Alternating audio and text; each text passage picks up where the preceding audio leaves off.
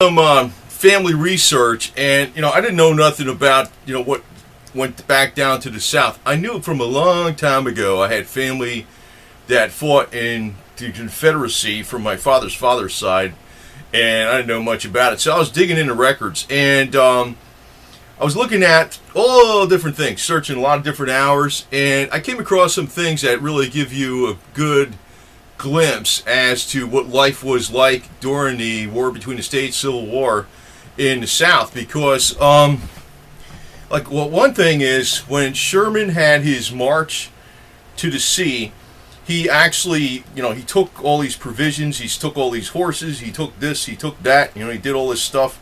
And there was people that tried to petition Washington, D.C. to get reimbursed for some of that, so... and actually, most people didn't get reimbursed squat. That's really the case of it. So I was looking back, and actually it was three greats uncles. Now, this guy, he was not in the Confederacy per se. He was living south, but I could also see why, because he had a lot of kids. The oldest two kids were daughters that weren't even, I think the oldest one was like 12 or 13. The oldest son was like in the single digits. He had a lot of kids, and he just was worried about keep taking care of his kids. Now, I had other direct lineage going back that were in the Civil War, but I was looking at the testimony of how he was going to try to get back his money from all the stuff that was taken from General Sherman's troops. The officer came by and goes, "Mighty fine horse you got there." He takes that. He takes his only two horses. He takes his cart. He only had one cart. He had one buggy. And he just loads them up to the brim with everything he had, all his food, and he just takes off, I guess it was good that he didn't do worse than that, but that's what they did. So here's what I was this is what got me a picture of what was really going on. I don't want to say the guy's name, and I don't want to say my family's name or anything like that, but it was like he had a former slave that he bought. Well, the testimony of the former slave said, "I was bought, several years before the commencement of the war, the Civil War, the war between states." And he says, "I knew this guy, who was like my three greats uncle for like 40-something years. He was like, and he was up in age. And he basically went to bat, the former slave basically went to bat. Now, even though he said he wasn't tied to him financially, he had nothing to do with where he lived. He's got his own place he farms out and stuff. And he actually rented it or something, I think, but that's what it stated. But he did a signed, notarized, sworn testimony on behalf of my three greats uncles that Sherman's officers and troops, basically robbed him, stole everything out of his place. Took his only two horses, took his cart, his one cart, his one buggy, and every single provision he had. So he basically went to bat for him. And I was thinking about that. I said to myself, if that person, I know he's a slave, right, at the time, if that person was treated very harshly, he would not have done that. It was a signed, sworn testimony and stuff that was sent to Washington, D.C. And even though they had all these signed, sworn testimonies of all these people that were sent to Washington, D.C., he didn't get one dime back from Washington, D.C. So Sherman got all that stuff, right? So whatever. But it was interesting to actually see that, and it tells you a lot about life in the South. See, Hollywood and the Illuminati, we'll put it that way, is deliberately trying to, this flag, I'm going to tell you about this flag here in a second, because I know this is kind of like a modification of the battle flag of Northern Virginia, except the battle flag of Northern Virginia was square. It wasn't even like this. I'm going to tell you about this in a second, though. But the thing is that slavery in the South was a mixed bag. There was like people that were evil, that were treating slaves really harshly, and then there was other people that it was like the person was like part of, I don't know, it wasn't like that rigid. They were part of the group, the family, or sort of like people knew each other on a first name basis, and they acted, good to each other. Whether the caste system was there or not, it was like it kind of wasn't there. But today, actually, slavery exists in this way, not just in China and India and stuff, but also and also even in Africa in some places. But it exists in this way. They pay you $100, or per every $100 they pay you, they take back $99.98 in things you have to buy just to survive, whether it's food, clothing, rent, your car, insurance, whatever. So that's how they do it today. I don't really, actually, I think of these guys, so I don't know if they were all, I don't know what it was. It was a mixed bag, but it's kind of telling you it wasn't the way Hollywood, or I don't even want to say it's Hollywood. I think there's a game plan to divide Americans up. But I'm going to tell you one thing, it's us against them. It's not us against, us grouped together in different groups against each other. It's us, all the people, against the real powers, the money powers. And that's really what this flag stood for, because it's not exactly that flag. It was like they had it was like a little square on the side and a white, and had a red banner on the side. But I'm not thinking of it as like political. I just realized that flag was an anti-tax flag, just to cut right to the chase. Sometimes they say, well, did you fight for slavery? No, it was for states' rights. I'm thinking, you didn't fight for states' rights either, yo-yo. It was like, why did you fight for states' rights? In other words, why would you bring up that legal concept of states' rights? Well, the legal concept of states' rights was brought up over the 250+% increase that they did on cotton tariff, which would have financially raped the South. So, in a way, I wish I was in charge of that whole deal down in the South, because what I would have done?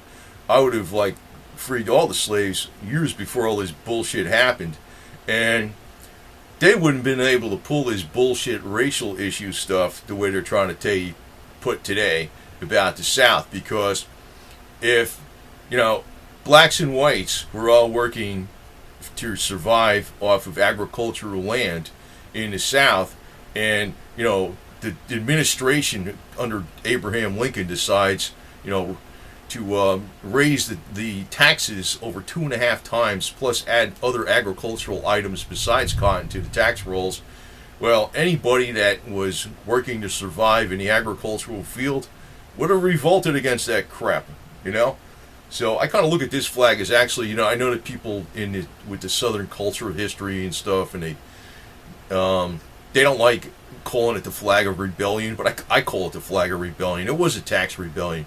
And actually, if you go back only several generations from the people that were in the South that rebelled against the, Washington, D.C. and the money powers, put it that way, only several generations before that, they were the ones that were rebelling against King George in England over the tea tax, which that was actually extremely minor compared to what the hell they were trying to do with the cotton tax and other agricultural goods. It was like the tea tax was, I think, went from 2% to 5%, and the cotton tax went from, it was like over 35%. It was going to be the final hike, plus other agricultural items.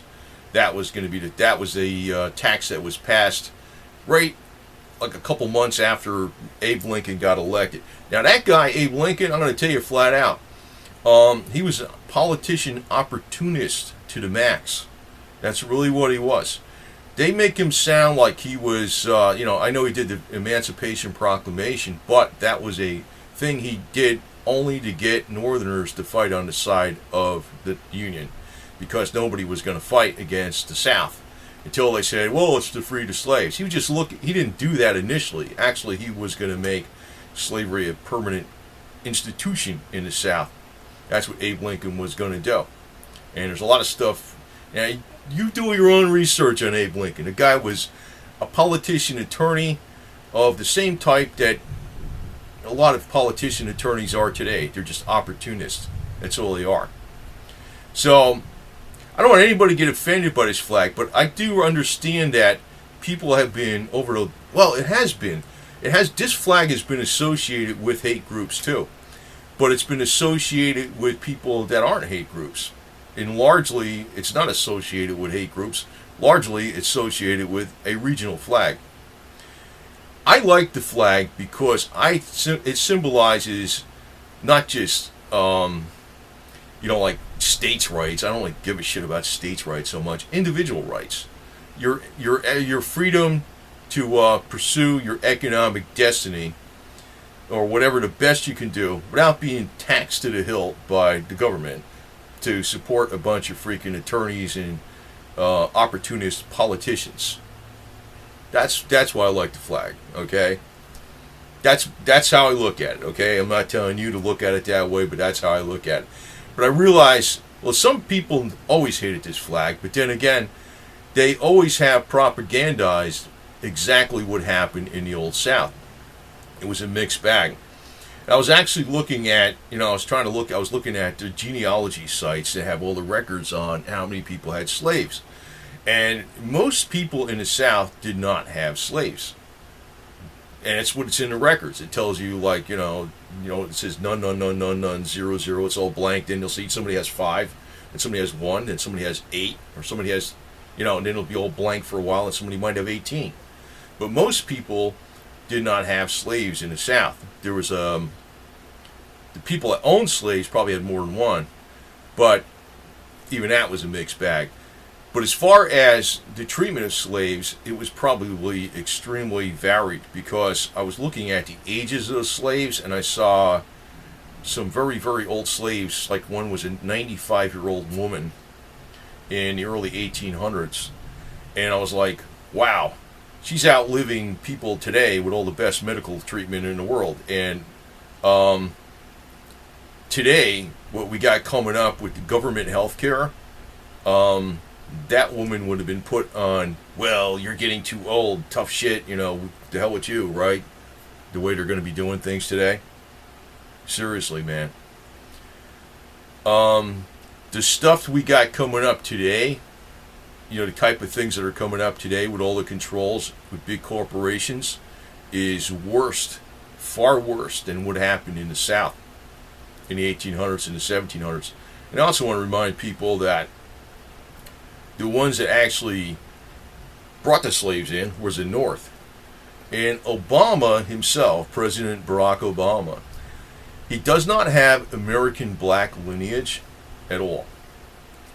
He has Kenyan lineage, and I was thinking, well, that's okay because he's black, right? But the problem is with that is that his Kenyan lineage goes back to slave traders. That's his lineage. He has nothing to do with the American experience. That's why we've never really had a black president. I'd vote for George Foreman in a second, or Mike Tyson. Serious, I'd vote for those two guys in a second, man. But I wouldn't. Barack Obama is like, he's I don't know what he is. He's a creation of something. He's a creation of the powers. And actually, if you want to look at real unfairness, is like if you look at a CEO in a corporation making like 10 or 15,000 times more than a worker does. They like to make the South look like, the people in the plantation are all luxury and stuff. No. There might have been some way on the top that were like that, but even some of the people that had large plantations that were white, that might have had 1 or 2 slaves or something, they did not have a life of luxury. They were working every day, like everybody. But the actual interrelationships between, the structure in society in the South between black and white was not as Hollywood portrays it. It was in some cases, and in other cases it wasn't like that at all. And, the one thing that really piqued my interest was that testimony from a sworn deposition, notarized and signed, that wasn't working for him, he didn't have any financial interest with him, and that he knew him from, like, youth, and that was on my 3 greats uncle, that he was going to bat for him, and telling him what General Sherman's troops had taken, basically. So, and it's not like if you take all the food or something from, your farm, and you take your horses and you take all the livestock and you take all the supplies. And it's not like you go over to Walmart and write a check and buy some more food. So I don't know how he made it. He did something. He probably went out hunting for pheasant and grouse or something. I don't know. He went fishing or something. I don't know what he did.